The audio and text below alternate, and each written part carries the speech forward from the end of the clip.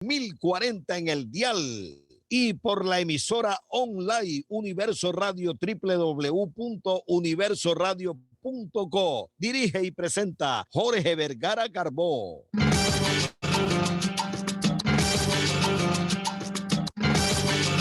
Estamos en política pública. Está el profesor Moisés Pineda. Muy buenos días. Muy buenos días, profesor Vergara. ¿Cómo está usted? Bueno, no, bien. Lunes 6 de junio.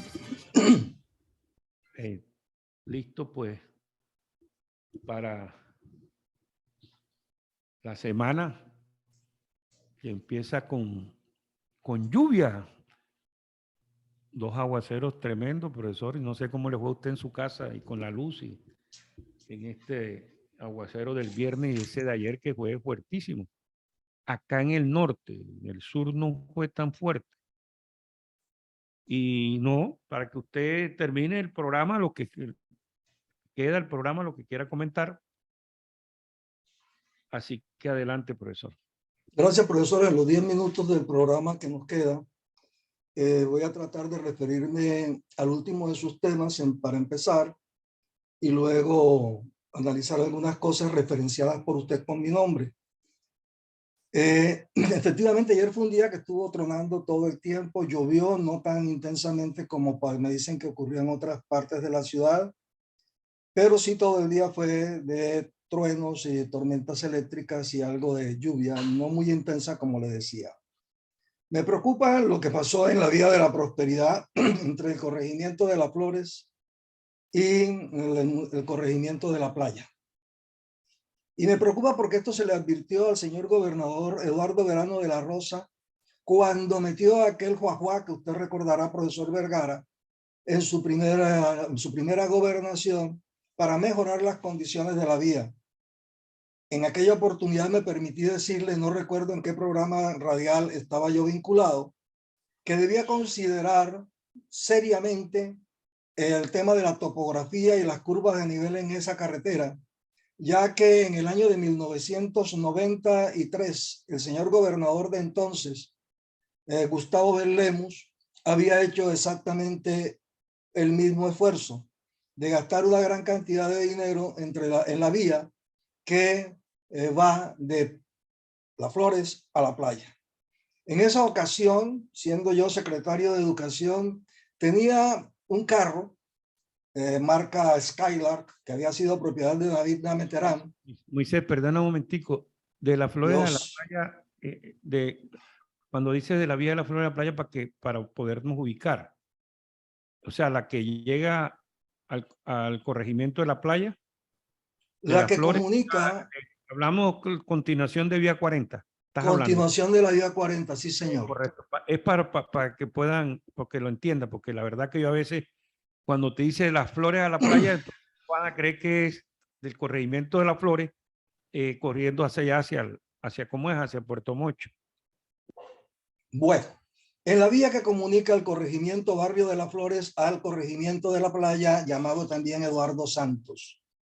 Esta vía fue intervenida en el año 93 por el señor gobernador Gustavo Bel Lemus y contaba que dirigiéndome a la inauguración de una obra en el municipio de, en el corregimiento de La Playa, a la cual había sido invitado por el entonces director del tránsito Rafael Castillo Pacheco, me encontré con una laguna, con un espejo de agua, para llamarlo así, espejo de agua. Pensé que era simplemente eso, un bache en la carretera, y entré. El agua me llegó hasta la mitad del carro. Algo similar a lo que está viéndose hoy en primera página como fotografía en el diario local El Heraldo. En esa fotografía se ve un vehículo de mediana gama, totalmente enterrado en un hueco lleno de lodo y de agua. Por otro lado, en las siguientes páginas se muestra el trazado de la vía y que la inundación lenta que llaman, que nosotros acá en Barranquilla llamábamos arroyos, esta avenida torrencial que llamábamos arroyos y esta avenida torrencial que se dio en esta vía, obedece simple y llanamente a una pésima a una pésima memoria institucional y a una sordera de los gobernantes para escuchar a la gente que dice que por ser ya viejos, por haber estado en otras épocas en la administración pública, no tenemos ni derecho ni merecimientos para ser escuchados. En aquella oportunidad se le dijo al señor Verano de la Rosa, señor Verano, tiene que revisar eso porque las curvas de nivel, al no ser consideradas, pueden generar, y narraba el hecho al cual me vi involucrado, en donde para poder salir hubo que traer una grúa. Esta característica de esta vía, que es la zona de drenaje de todos los arroyos de la vertiente occidental, es decir, los que terminan en el mar, por no haber sido considerado, por no haber sido tenido en cuenta y por no tener presente aquello de que esa vía es lo que pudiéramos denominar ecológicamente vulnerable, simple y llanamente se hizo lo que se hizo. Se dejaron, por ejemplo, se taparon, como en aquella época del doctor Bell y en el doctor Verano, los flujos de agua entre un lado y el otro, lo cual mató grandes zonas de manglar. No se consideraron los pasos de fauna que dan en esa zona lo que se llama la procesión de los cangrejos entre los meses de julio y agosto, de tal manera que, improvisando como siempre, entonces se levantó una pared en la mitad de la vía que es la que represa el agua cuando éstas descienden en grandes cantidades de la zona que pudiéramos llamar sur hacia la zona norte o de desagüe hacia la ciénaga de los sistemas de los sistemas de arroyos y pequeñas corrientes de agua que alimentan la ciénaga de Mallorquín. Hoy entonces saldrán a hacer estudios que dicen que van a costar 7,000 y pico de millones de pesos. Pero dejo constancia de que esto es simple y llanamente resultado de la inexistencia de una memoria institucional en las organizaciones públicas que hacen que cada gobierno, que cada interventor, que cada alcalde o que cada gobernador llegue a hacer lo que cree que debe hacer sin considerar la memoria institucional, porque usualmente no existe, porque se la llevaron los contratistas.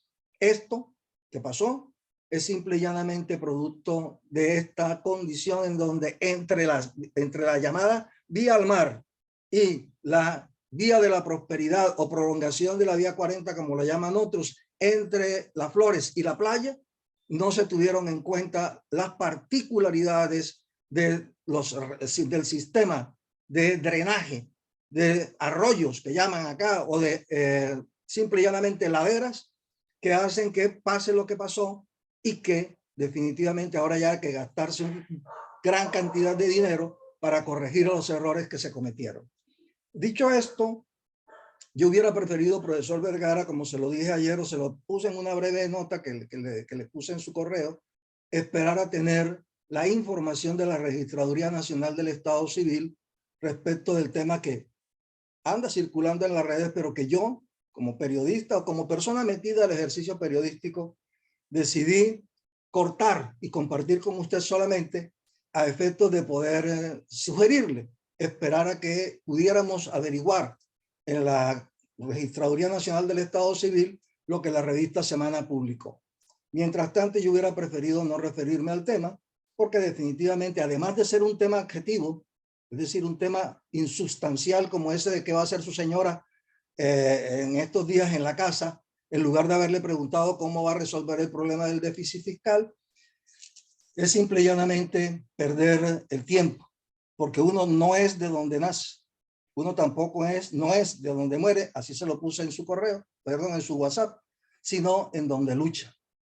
Y en este sentido, yo personalmente considero, uno, que el tema de dónde nació Petro es adjetivo, y andar sacando el cuento del costeño para justificar cosas no es sustancial. Y segundo, si alguna cosa pudo haber en ese proceso de por qué en la hoja de vida de la alcaldía de Bogotá dice que nació en Zipaquirá y en la hoja de vida que aparece en el Congreso dice que nació en Ciénaga de Oro, y en una intervención que tampoco para mí es fidedigna porque no sé si le doblaron la voz, él dice que es de Zipaquirá, y en otro documento dice que es de Ciénaga de Oro. Entonces, si aquí uno puede decir que ha habido algo, es lambonería por parte de las personas que manejan en algunos momentos los archivos, y eso es irrelevante.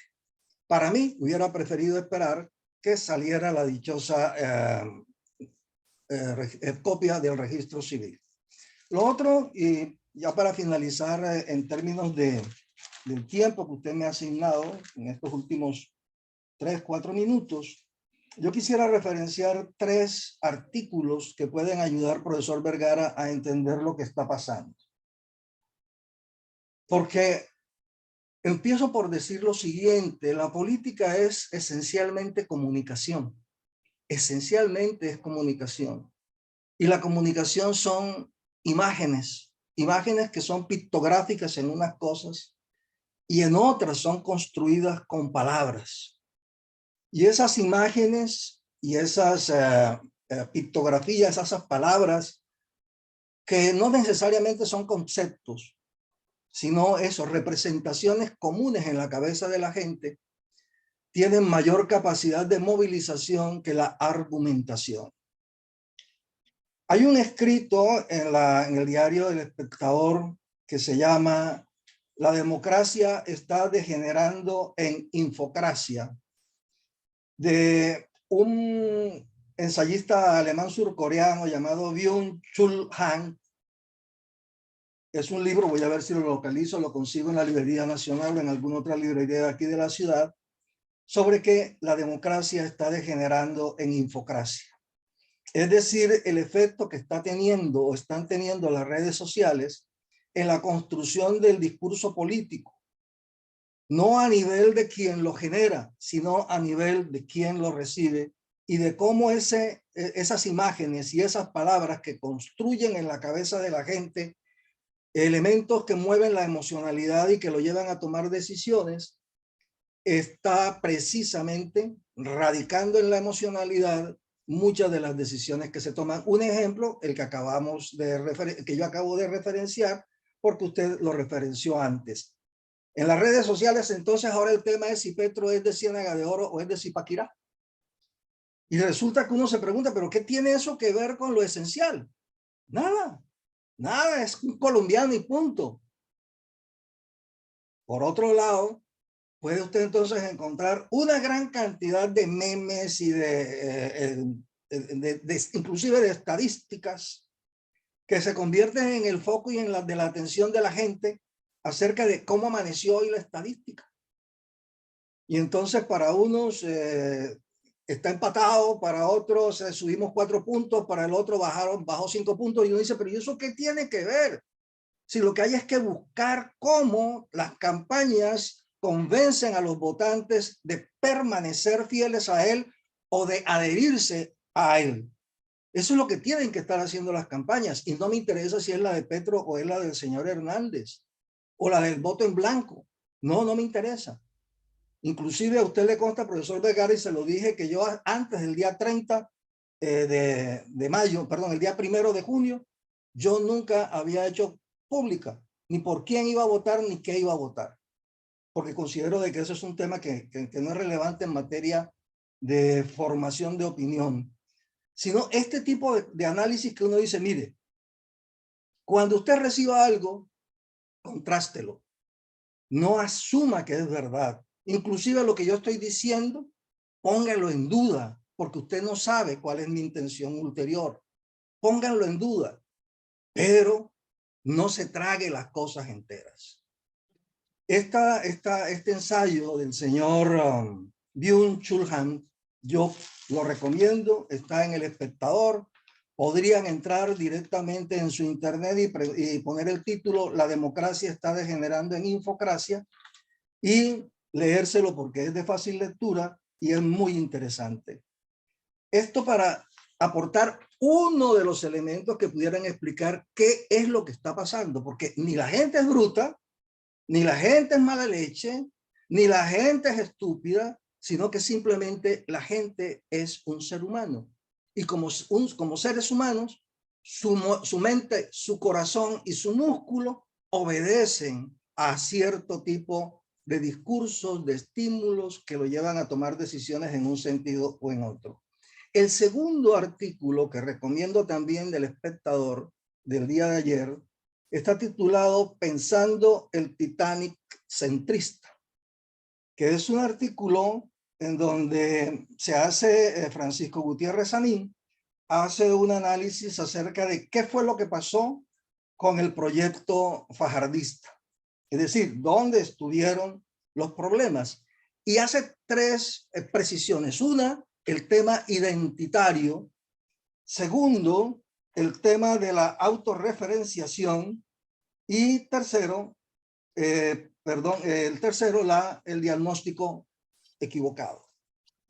Entonces tenemos por un lado el relato identitario, por otro lado el diagnóstico equivocado y la propuesta autorreferenciada. Eso es interesante, profesor Vergara, porque a usted también creo haberle hecho llegado, si no se lo he hecho llegar, se lo voy a mandar, un análisis sobre este particular donde creo que puede estar parte de la explicación de por qué la gente está reaccionando como está reaccionando. Y le pongo un ejemplo. Yo creo, profesor Vergara, y después podría dedicar un tiempo en mi propia plataforma para los que pudieran estar interesados en escucharla, lo que yo he dado por llamar la protestantinización de las periferias urbanas y rurales, como una explicación posible a el por qué la gente reacciona de una manera y no de otra frente a los mensajes que las dos campañas les están enviando y que están generando comportamientos que muchas veces no entendemos. Entonces, este artículo sobre Pensando en el Titanic centrista de un grupo político que se comportó como si fuera una iglesia de testigos de Jehová, lo digo así, yo lo digo así, eso no lo dice el articulista, pero que sí, casi que copiaron la totalidad de las formas de actuación de una iglesia en lugar de las formas de actuación de un partido político. Y el primero de estos artículos, que está en la segunda página, que recomiendo, de los tres que he recomendado, es el de una entrevista que hace Cecilia Orozco a la señora Vivian Newman Pont, la presidenta del Centro de Estudios de Derecho, Justicia y Sociedad de Justicia. Y lo ha titulado El populismo es un riesgo para la democracia. Y hace un análisis de la situación actual, del discurso y de las posturas de los candidatos frente a un tema en el cual no hay consenso en el estudio de las ciencias políticas a nivel mundial, que es ¿qué es populismo? Pero bueno, sea como fuere, creo que en búsqueda de explicaciones, estos tres artículos que me permito recomendar son reveladores y probablemente pudieran darnos algunas pistas acerca de qué es lo que está pasando en el debate político en Colombia. Bueno, creo que usted se retira, profesor Vergara. Al final del programa, yo creo que mañana trataremos a ver si el ingeniero Lequerica, pues y Benjamín, porque este tema del río, la verdad que está preocupando. Ese era el otro tema que se me había pasado. Y qué bueno que tocó usted, profesor, ese tema de la vía de la prosperidad con las flores y el tema de la vía 40 que denunció el periódico La Libertad, que ayer me imagino que volvió a inundarse en la 76, porque algo está pasando con los drenajes. Igual pasa en esa vía que va, que fui el sábado, el domingo, ayer a la playa, allá a Sabanilla, y la verdad que delicioso. La playa estaba hermosísima cada vez que llueve, limpiecita, pero en esa vía, porque yo cojo por la vía 40 derecho, estaba totalmente inundada, el agua estancada ahí ¿cómo es? En el corregimiento. Está totalmente, y eso porque tampoco hay el problema de los drenajes. Uno no puede entender cómo un ingeniero hace una vía y no hace los drenajes adecuados. Y lo mismo está pasando aquí en el puente de la 53, con la circunvalar. También cuando llueve ahí se queda el agua estancada y son cosas que tienen que corregirse. Y si son elementales, mañana podríamos tocar ese tema. Vamos a tratar a ver si es posible, pues, que el ingeniero Lequerica esté disponible. La libertad es noticia. La libertad es de todos. El periódico con la mayor aceptación de la región Caribe. Ahora en www.diariolalibertad.com. Bueno, una vez que se ha terminado el programa que se transmite por la emisora Radio Tropical que dirige el profesor Vergara, en atención pues al tema, para mis oyentes y seguidores, esto no se está transmitiendo por la emisora, por el radio. Voy a continuar con mi análisis sobre lo que pudiéramos llamar las razones que explican el qué es lo que está pasando. Y lo hago con la intención, para quienes forman parte de esta plataforma que se llama Reuniones Personales de Moisés Pineda Salazar, de proveerles algunos enfoques que pudieran servir de ser esclarecedores. La revista Semana publicó ayer una portada que dice Petro está asustado y cita o pone entre comillas lo que pudiera ser una expresión de estas coloquiales del señor Hernández. Esa campaña que viene haciendo el señor Hernández me ha recordado otras campañas en Colombia y en otros países en las que millonarios que no ocultan su riqueza ni se avergüenzan de su origen hacen manifestaciones de sus lógicas capitalistas, negando ser políticos, razonan y confrontan el debate público orientado por la pragmática económica, autorreferenciándose, usando estrategias que son novedosas por lo simples. El profesor Vergara, le agradezco, no se preocupe que esto no está saliendo en su programa, esto está saliendo en el mío. Entonces, porque ya pasaron las 9:30. Gracias. Entonces, decía, la campaña de Hernández puede ser descrita como la de un millonario que no oculta su riqueza, que no se avergüenza de su origen, que hace manifestación de sus lógicas pragmáticas capitalistas en el debate público, que niega ser político y que además de eso se autorreferencia. Yo.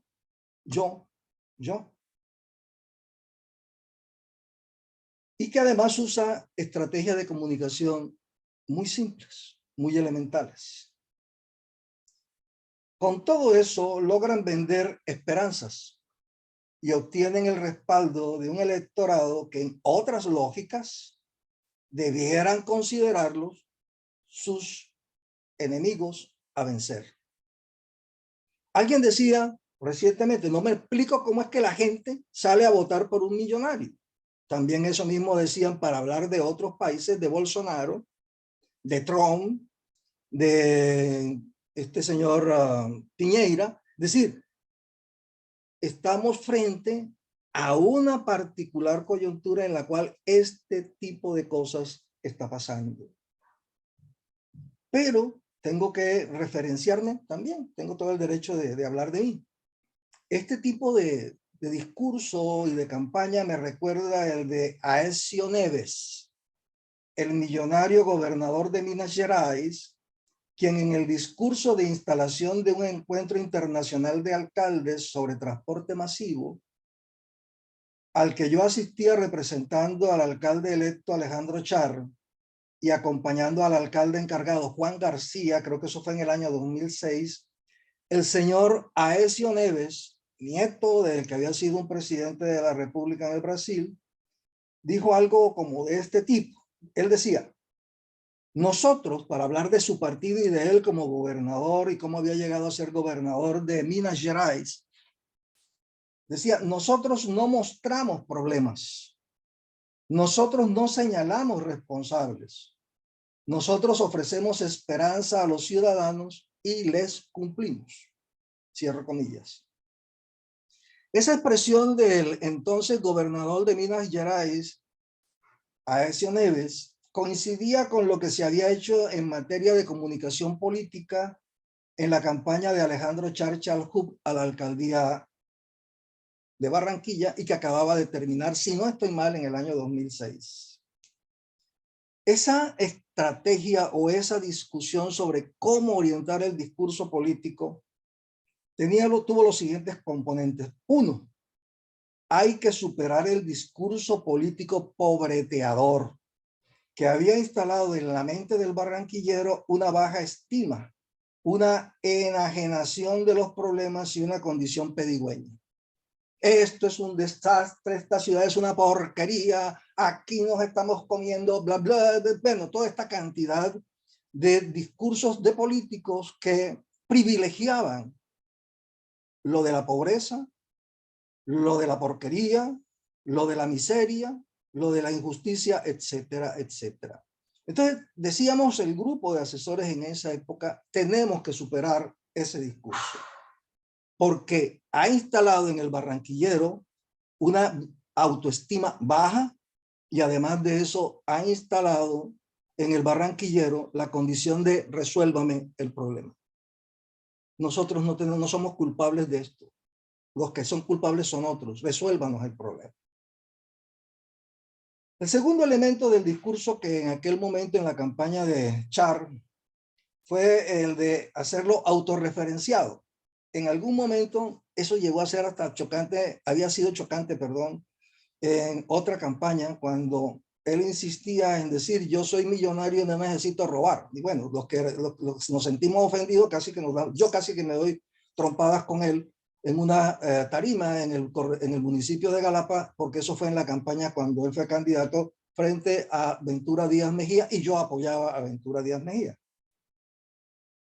Y le decía, pero ¿cómo así? ¿Cómo así de que yo no robo porque soy millonario? Pues que acaso los únicos que roban en Colombia son los pobres. Y bueno, por ahí tuvo que intervenir un amigo común para evitar que aquello generara o degenerara en algo peor. Ese discurso autorreferenciado que propusimos en esa campaña, esa idea la trabajó con mucho énfasis el difunto Carlos Escobar de Andrés, permitía dar un salto cualitativo en el discurso político y en la mente del elector, porque se trataba de pasar de la idea de yo apoyo al candidato que se parezca a mí, por la de yo voto por el candidato que me gustaría parecerme. Pasar de yo voto por el candidato que se parezca a mí a yo voto por el candidato al que me gustaría parecerme. Y esto tiene que ver con yo fui pobre, mi familia fue pobre, nosotros llegamos aquí con una mano adelante y otra atrás, mi papá era un campesino, mi abuelo era un comerciante, pero a punta de trabajo y de tesón salimos adelante. Mostrarse de esa manera cambiaba la visual propuesta al elector acerca de con quién establecer empatía. Esto lo estamos encontrando, digo yo, acá en la cocina, probablemente en la estructuración del discurso que plantea el señor Hernández.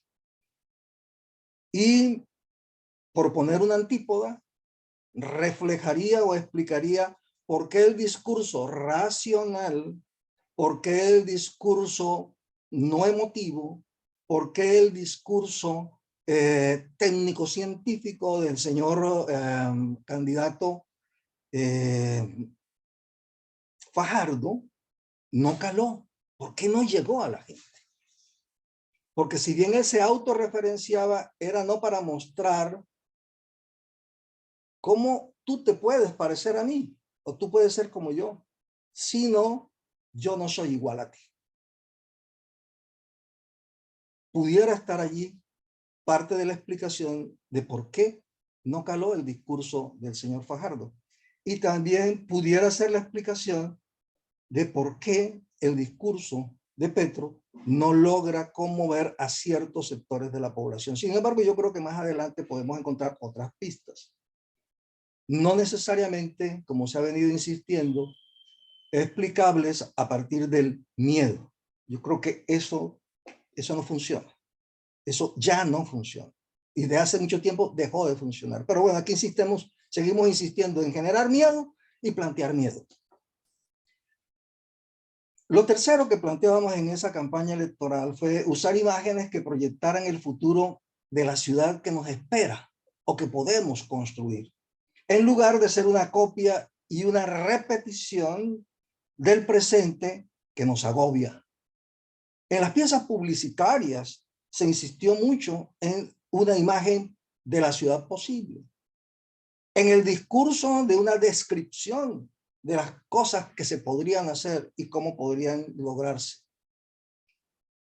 Con esto se recuperaba lo que se llamó en las teorías de comunicación y de pensamiento filosófico de Harvey Cox, el llamado lenguaje utópico. Un lenguaje que fue de mucha utilidad para la proyección de Barranquilla desde los años 1930. Barranquilla la primera, no importa que fuera la quinta. Barranquilla la mejor, no importa que eso no fuera cierto.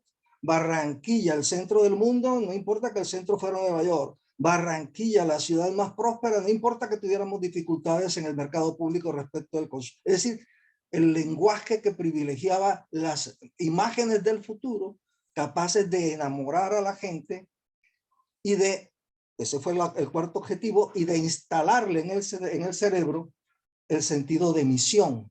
Es decir, que lo impulsaran a crear sus propias oportunidades y defender con ahínco lo que él mismo estaba construyendo. No quisiera entrar en detalles, pero algo de eso tiene que ver con el famoso proyecto de gobierno llamado Barrios a la Obra, que había sido tomado precisamente de experiencias que se habían tenido en la ciudad en la cual en aquel momento yo estaba, Belo Horizonte o Bello Horizonte, capital del estado de Minas Gerais, donde era gobernador el señor Aécio Neves. Luego de esa instalación, de ese discurso del señor Aécio Neves, de nosotros aquí no mostramos problemas, nosotros aquí no señalamos responsables, nosotros aquí ofrecemos esperanza y cumplimos, y le cumplimos a la gente. Hablando entre cócteles, reuniones privadas y correos electrónicos después con el equipo político de este dirigente, que para entonces, como dije, era el gobernador de Minas Gerais, luego fue senador por ese mismo estado y posteriormente fue jefe de su partido y finalmente candidato presidencial. En aquellas conversaciones pude entender de otra manera aquella lógica en la que ellos decían lo siguiente: nuestros más generosos electorados son los de las ciudades y sectores más pobres.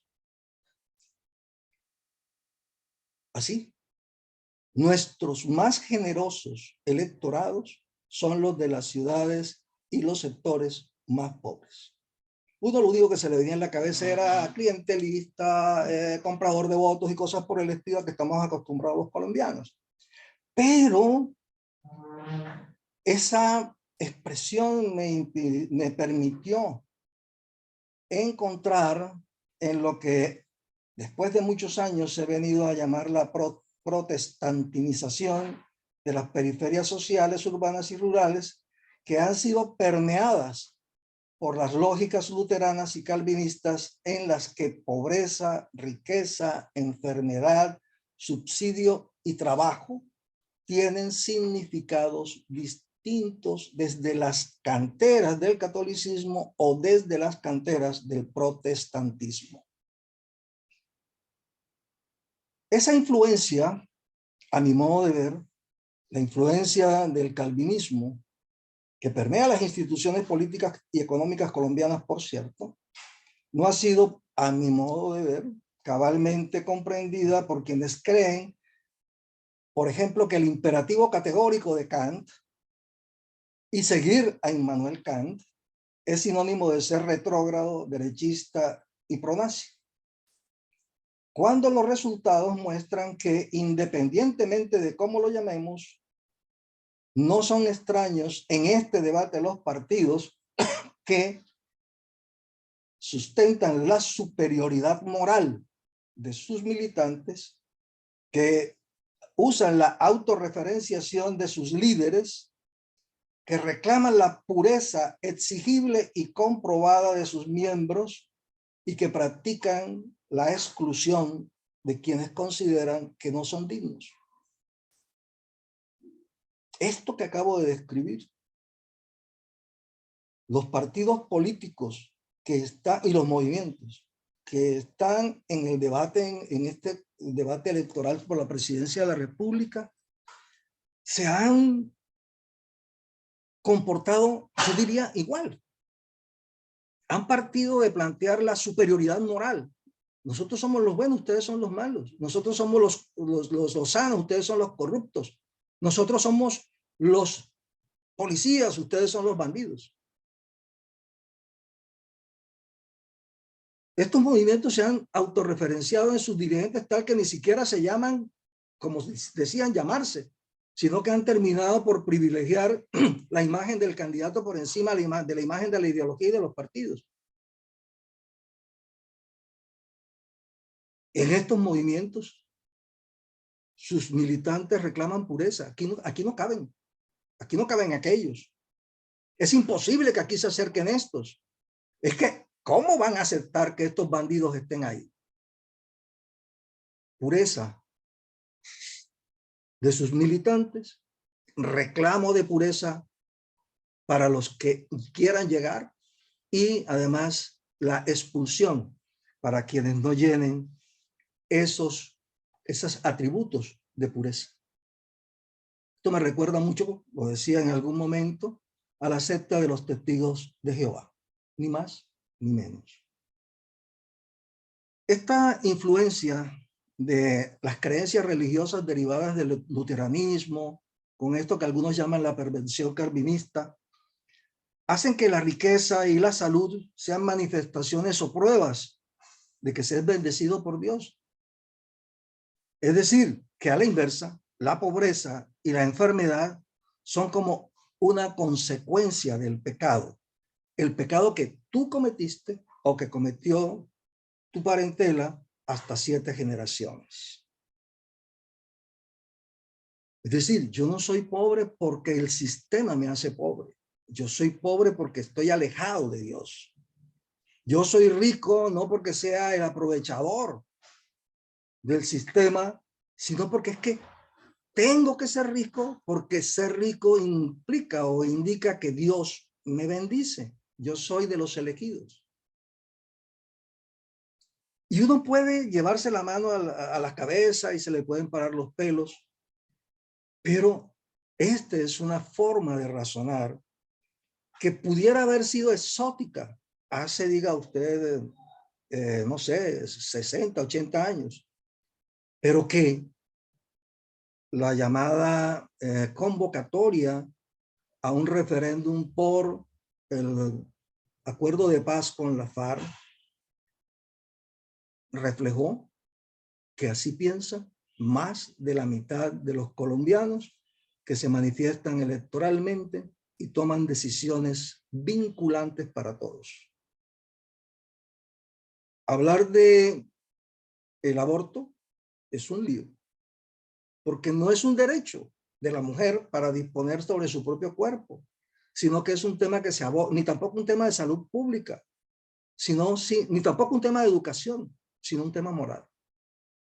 Y se impide el poder conversar desapasionadamente sobre el tema y entender ni que todos son cristianos, ni que no todos ni nadie está diciendo de que está obligado a abortar o no. Pero las categorías de comunicación instaladas por este tipo de pensamiento son comparables a las que se instalaron en la conciencia de los colombianos allá en los años 1920, cuando se decía el liberalismo es un pecado. En consecuencia, matar liberales no es pecado porque estamos en el mundo para acabar con el pecado. Y entonces, si no los puedes acabar con las armas idóneas, entonces persíguelos con la ley. Más o menos era el discurso de principios del siglo pasado. Respecto de qué es ser liberal y qué es ser conservador, qué es ser cristiano y qué es ser liberal, lo que implicaba también para hablar de estas discusiones sobre progresismo, hasta muy entrado a la segunda mitad del siglo XX, ser liberal significaba ser comunista, ser bolchevique, ser rojo, ser masón, ser anticristiano, ser ateo. Así era presentado el liberal en aquella época. Tal como hoy es presentado el progresista, masón, comunista, rojo, bolchevique, etc. Al igual, del otro lado, ser conservador es ser retrógrado, machista, nazi y no sé qué otras cosas. Dijo pues que tal vez en el avance de este pensamiento religioso puede estar parte de la explicación de los aciertos y errores de propuestas plebiscitarias de candidatos y de candidaturas cuyos diseñadores de publicidad y comunicación, consultores y asesores no se han detenido a analizar y conocer las implicaciones políticas de la cultura, más allá del arte y de la artesanía, y más allá de los votos de los artistas y de los artesanos. No se han puesto a analizar el tema de la religión más allá de los templos y los votos de los ministros y de los congregados. Yo creo que Antanas Mockus es quizás el político activo que más se aproximó al asunto, no porque se lo hubiera imaginado antes de ser gobernante, sino como resultado de la praxis en la alcaldía de Bogotá. Hoy los decolonialistas y posmodernos, imbuidos por un mesianismo esenio, bien atrás en la historia, tal como pasaba con los militantes o los congregados de las cuevas de Qumran en Palestina, han terminado por desatar las violencias que sus émulos heredaron de la guerrilla macabea, y como ellos, paradójicamente, también el proyecto cuáquero fundamentalista del que quieren distanciarse.